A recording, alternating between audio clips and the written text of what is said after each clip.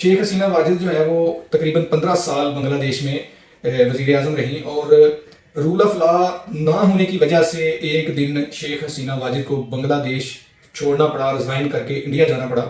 और शेख हसीना वाजिद को जो तलबा की जो तहरीक चली वहाँ पे, तलबा तहरीक ने शेख हसीना वाजिद को डिक्टेटर के नाम से पुकारा और उसको नारेबाजी की कि ये डिक्टेटर है, इसने सारे निज़ाम को डिक्टेट करती है। जो चीफ जस्टिस बाद में रिज़ाइन कर गए बांग्लादेश सुप्रीम कोर्ट के, और जो शेख हसीना वाजिद के हामी जजेस थे उनमें से 5 जजेस भी रिज़ाइन कर गए। उसमें 400-500 लोगों की शहादत भी हुई, लोगों की मौत भी हुई। जो पुलिस है, जो आर्मी है, उन्होंने डायरेक्ट फायर मारे, लोगों को मारा। और जैसे जैसे ही लोग मरते गए वो तहरीक जोर पकड़ती गई और बहुत सारे लोग और दीगर जो जमातें थी वो भी उसमें आना शुरू हो गई। अस्सलाम वालेकुम, मैं हूं आपका मेज़बान गुलाम हुसैन चौधरी एडवोकेट।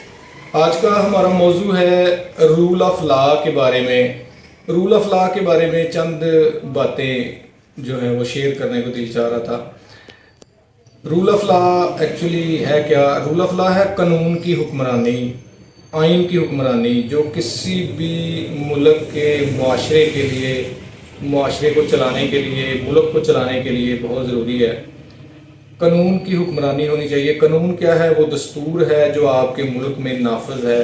जिस तरह के हमारे पाकिस्तान में 1973 का जो दस्तूर है वो नाफिज है, और 1973 का जो दस्तूर है, अगर हमारे मुल्क में दस्तूर की जो दफ़ात हैं उनके ऊपर अमल हो तो किसी तरह की कोई प्रॉब्लम भी ना हो। जो सियासी अदम इस्तेहकाम है, जो माशी अदम इस्तेहकाम है, जो मईशत का जो सत्यानाश हुआ है, जो महंगाई है, ये सारी चीज़ें बिल्कुल ख़त्म हो जाएं और वाज़ेह हो जाएं, और आहिस्ता आहिस्ता मुल्क जो है वो एक पटरी पे चलना शुरू हो जाएगा और लोगों को सुकून की ज़िंदगी मुयस्सर होगी।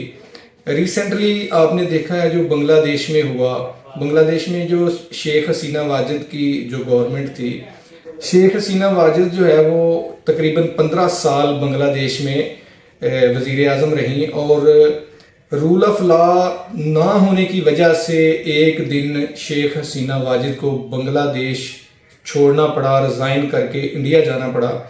और शेख हसीना वाजिद को जो तलबा की जो तहरीक चली वहाँ पे, तलबा तहरीक ने शेख हसीना वाजिद को डिक्टेटर के नाम से पुकारा और उसको नारेबाजी की कि ये डिक्टेटर है, इसने सारे निज़ाम को डिक्टेट करती है। जो चीफ जस्टिस बाद में रिज़ाइन कर गए बांग्लादेश सुप्रीम कोर्ट के, और जो शेख हसीना वाजिद के हामी जजेस थे उनमें से 5 जजेस भी रिज़ाइन कर गए। तलबा की जो तहरीक है वो एक दिन इतने ज़ोरों पे आई कि जो तलबा थे उन्होंने डेडलाइन दे दी कि आप इतनी देर में, इतने घंटों में रिज़ाइन करें वज़ीर आज़म, और वज़ीर आज़म ने रिज़ाइन कर दिया। फिर जो अबूरी सेटअप आया उसके लिए भी तलबा ने नाम दिए। जो सरबराह थे डॉक्टर मोहम्मद यूनुस साहब, उनके लिए भी तलबा ने नाम दिया कि इनको अबूरी हुकूमत का जो सरबराह है वो बनाया जाए, और जो अबूरी कबीना थी उसके नाम भी तलबा ने दिए। और तलबा ने जो असम्बलियाँ थीं उनको तहलील करने के लिए भी डेडलाइन दी बांग्लादेशी तलबा ने कि आप जो है ये सदर को कहा कि ये असम्बलियाँ तहलील कर दें और अबूरी सेटअप आएगा। ये सिर्फ़ और सिर्फ रूल ऑफ लॉ ना होने की वजह से, जो शेख हसीना वाजिद ने लास्ट जो इलेक्शन करवाए थे 2018 में, उसमें भी जो दीगर अपोजिशन जमातें थी उनके ऊपर पाबंदी लगा दी, उनको जेलों में बंद कर दिया, उनके जो लीडरान थे उनको जेलों में बंद कर दिया, उनको इलेक्शन ही लड़ने दिया गया।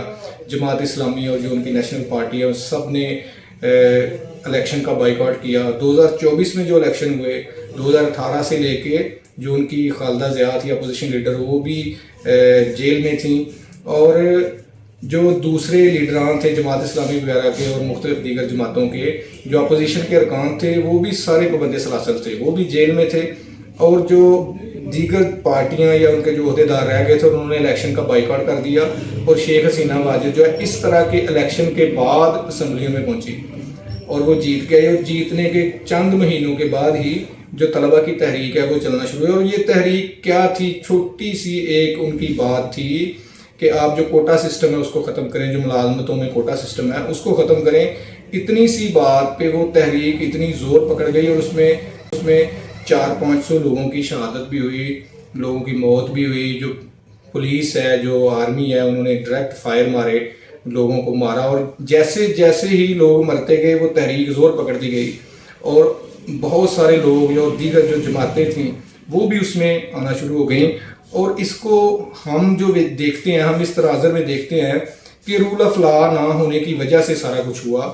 اگر تو جو گورنمنٹ ہے، جو حکومت ہے، وہ رول آف لا کے تحت چلتی، قانون کی حکمرانی ہوتی ملک میں، تو ملک جو ہے وہ معاشی ترقی بے شک کر رہا تھا۔ بنگلہ دیش پچھلے کچھ سالوں میں اس کی معیشت بہتر ہو رہی تھی، لیکن جو سیاسی عدم استحکام تھا وہ بہت زیادہ تھا، جو جبر تھا، فسطائیت تھی، وہ بہت زیادہ تھی، جس کی وجہ سے بنگلہ دیش میں یہ موومنٹ چلی، اور وہ اتنی زوروں پہ چلی کہ جو 15 سال سے گورنمنٹ میں تھی شیخ حسینہ واجد، اس کو ریزائن کرنا پڑا اور ملک چھوڑنا پڑا۔ اب بنگلہ دیش میں اس کو ہر بچہ بندہ جو ہے وہ ڈکٹیٹر کے نام سے یاد کرتا ہے، اس کو کہتا ہے کہ یہ ڈکٹیٹر تھی شیخ حسینہ واجد، جو 15 سال گورنمنٹ میں رہی وہ ڈکٹیٹر بن گئی۔ اس لیے کسی بھی معاشرے کو، کسی بھی ملک کو چلانے کے لیے رول آف لا بہت ضروری ہے۔ رول آف لا کے تحت گورنمنٹ چلانی چاہیے، قانون کی حکمرانی ہو جس معاشرے میں، وہ معاشرہ تیزی سے ترقی کرتا ہے۔